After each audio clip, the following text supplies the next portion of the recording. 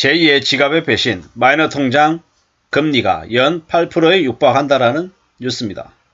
무슨 얘기입니까? 이제 점점 더 빚을 내는 게 힘겨워진다. 빚의 부담이 점점 커진다라고 보면 맞겠습니다. 마이너스 통장을 가지고 있는 사람들이 상당수인데요. 그들이 마이너스 통장을 언제든지 내가 뺏어 쓸 수 있는 내 돈인 것처럼 착각하며 살아왔지만 마이너스 통장은 절대로 내 돈이 아닌 거죠. 에이, 다 알고 있는 얘기야. 왜 다 알고 있는 얘기를 뻔하게 하는 거냐? 이렇게 얘기할 수 있습니다. 근데 절대로 우리가 간과하고 있는, 그러니까 명심해야 될 얘기는 뭐냐? 마이너스 통장 대출로 2천만원 내면 2천만원 저축하는 것보다 몇 배나 더 힘들다라는 거죠. 마이너스 통장을 은행들이 만들어서 사람들에게 왜 권유를 했겠습니까? 돈 빌려서 쓰라는 얘기이긴 하지만 대출을 내서 살아가는 인생으로 길들인 거죠. 그렇게 한번 길들여진 사람들이 그 마이너스 통장을 끊기란 담배 끊는 것보다 더 어렵다라는 겁니다. 마이너스 통장을 없애고 자기가 저축한 돈을 야금야금 쓰기도 하고 또 더 쌓기도 하는 그런 사람들이 정말로 이 힘들고 어려운 자본주의 사회에서 자유인으로 살아가는 사람인 거고요. 만약에 내가 마이너스 통장을 쓴다라고 하면 경제적인 자유인이라고 부르기 어렵다라고 보면 맞을 것 같습니다. 이제 마이너스 통장 연 금리가 8%에 육박한다. 2023년 다음 달이죠. 다음 달만 되면 8%가 10% 되고 12% 되고 15% 되는 일도 벌어진다라는 겁니다. 제가 이렇게 말씀을 드리면 어떤 분들은 그렇게 얘기합니다. 마이너스 통장 금리가 12% 15% 되면 대한민국 망해요.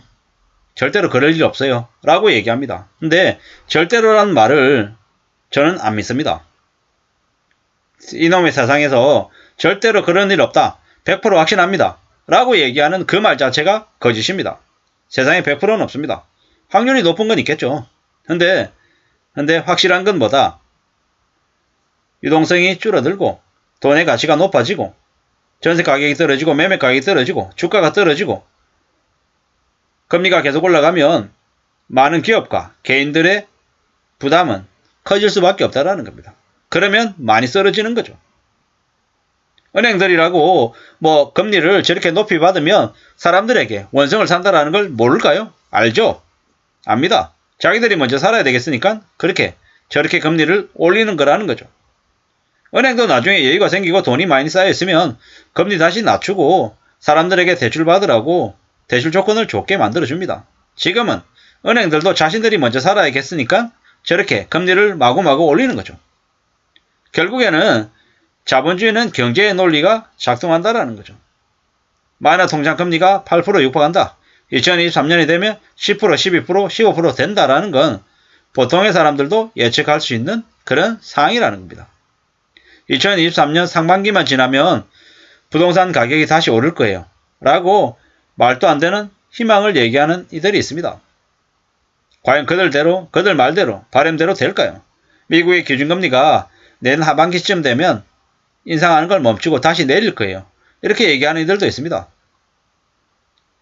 자기가 하고 싶은 얘기, 자기가 바라는 얘기들을 하는 거죠. 근데 실제로 그렇게 되기란 어렵다라는 겁니다.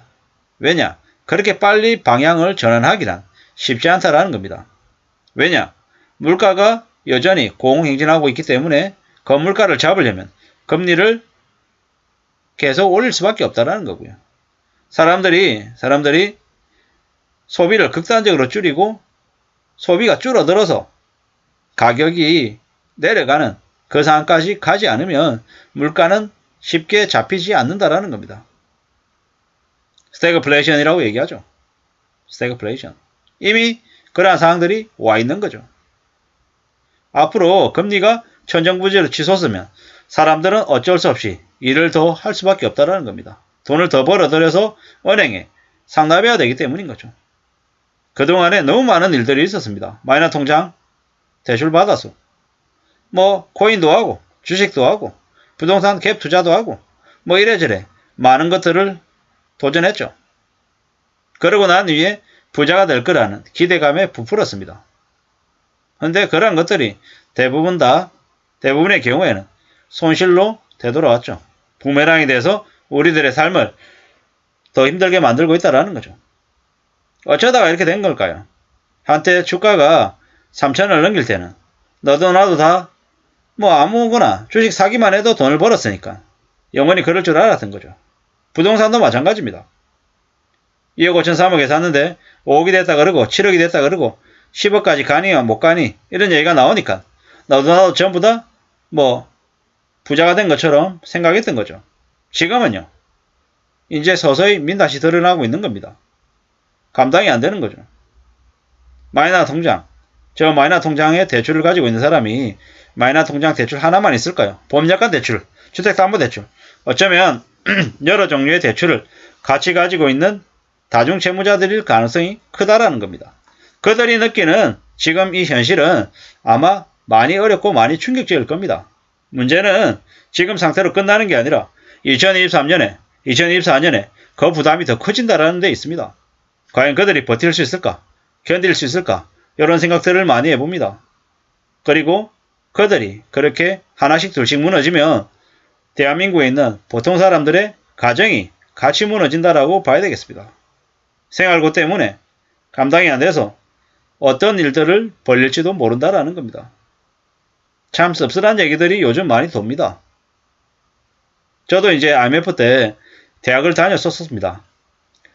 IMF가 터지고 나니까 갑자기 주변에 사람들이 사라져요. 겉으로는 어학연수 가려고 1년 동안 아르바이트 하겠다라고 휴학을 했다. 뭐 군대를 가기 위해서 휴학했다.